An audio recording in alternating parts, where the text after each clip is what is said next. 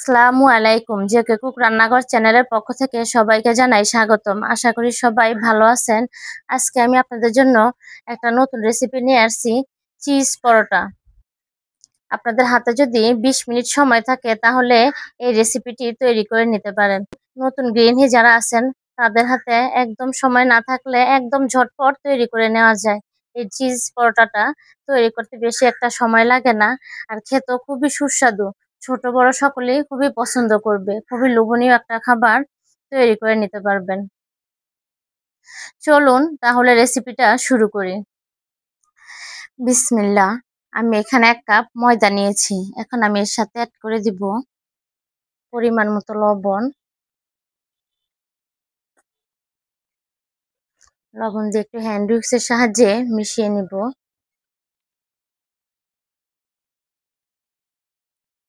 এখন আমি অ্যাড করে দিব এর সাথে একটি ডিম।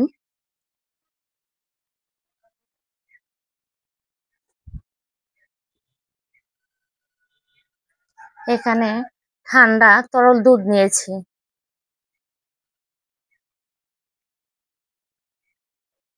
এখন আমি একটা ব্যাটার তৈরি করে নিব।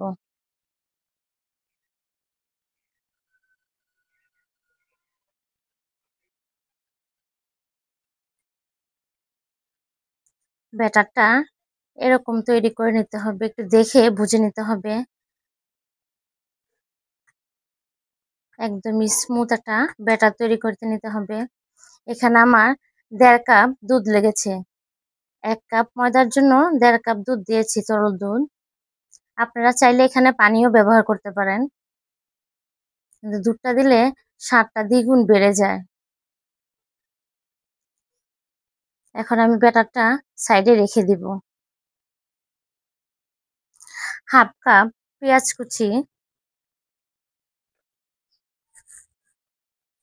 পরিমাণ মতো লবণ,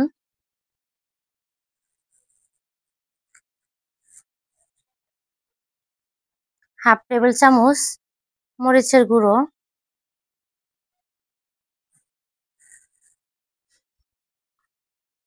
এখন আমি এর সাথে আবার অ্যাড করে দিব 3টি ডিম।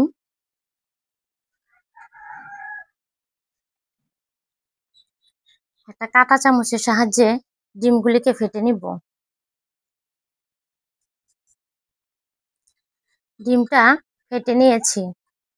এখন আমি এটাকে এক সাইডে রেখে দিব। 1 কাপ চিজ কুচিয়ে নিয়েছি। চুলায় একটা প্যান বসিয়ে প্যানটা গরম করে নিয়েছি। এখন আমি ব্যাটারটা দিয়ে একটা পরোটা তৈরি করে নিব।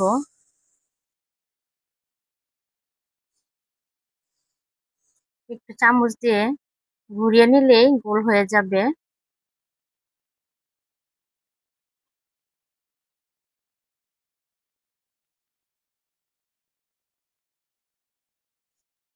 এখন আমি পরোটাটা উল্টিয়ে নিব।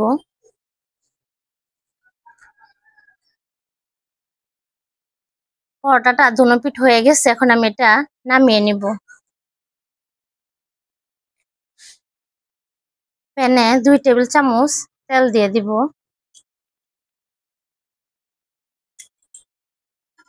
তেলটাকে একটু ছড়িয়ে দিব।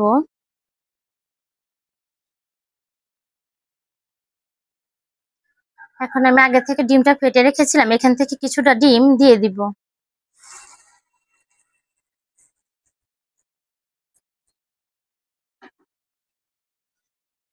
এখন আমি পরোটাটা দিয়ে দিব ডিমের সাথে। এক পিঠ ভাজা হয়ে গেছে, এখন আমি উল্টিয়ে দিব।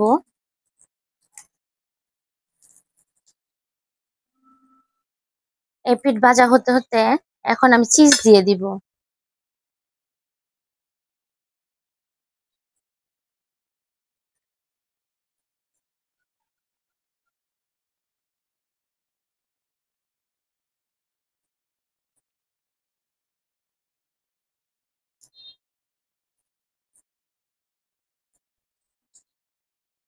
চিজটা গলা শুরু করেছে।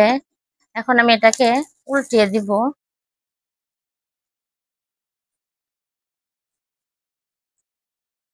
এভাবে চেপে চেপে ভালো করে মিডিয়াম আঁচে রেখে ভেজে নিব। আরেক পিঠ উল্টিয়ে দিব। এখন আমি এক এক করে সবগুলো পরোটা এভাবেই ভেজে নিব। ভাজা হয়ে গেছে, এখন আমি নামিয়ে নিব।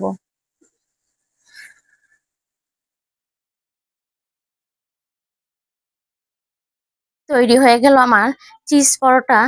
দেখুন দেখতে কতটা লোভনীয় লাগতেছে। আমার রেসিপিটি যদি ভালো লাগে আমার চ্যানেলটি সাবস্ক্রাইব করবেন, লাইক কমেন্ট শেয়ার করবেন। ফিরে আসছি আবার কোনো নতুন ভিডিওতে। সবাই ভালো থাকবেন। আসসালামু আলাইকুম।